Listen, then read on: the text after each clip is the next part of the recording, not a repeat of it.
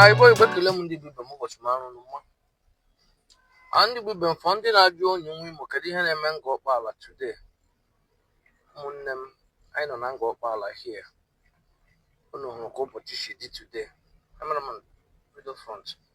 Unu hụrụ ka ụbọchị si dị. Today bụ 11th of October 2025. Unu lee anya, unu ga-ahụ ka anwụ si acha. Maka ndị nyere na mmiri ga-ezo 3 days, anyị ahụkwa mmiri taa. Dee dibịa bụ ụdị anyị ọwụ na ọgwụ ọwọkwụrụ for 1 day. Onye nwe imo ji eme ha na a lot of Igbo youths edeceive ha too much. Mmiri zoro yesterday, zoro mana Benin Republic mana Lagos. So for many of you che na mmadụ sị na ọ dọrọ mmiri atọ when mmiri ga-ezo 3 days. Look at how everywhere is today. Everywhere they dry. Everywhere they dry.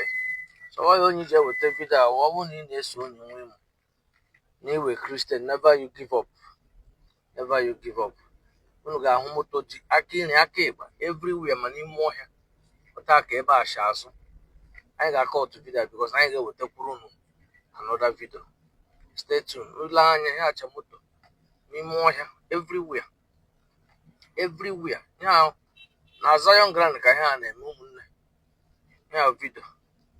This is today 11th of October. 11th of October. Yeah, everywhere she did. 11th of October. Everywhere juru n'ọnụ. So gwa m location ị shall watch onye nwe m.